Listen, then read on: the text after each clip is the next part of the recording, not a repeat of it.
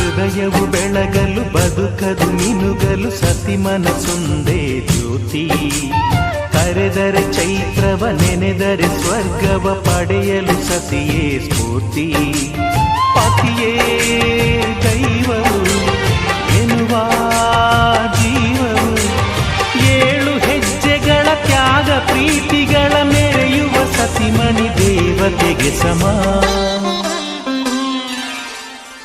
Sumathi Sumathi Shrimati 6 ಗುಣಗಳೇ ನಿನಗಾರತಿ.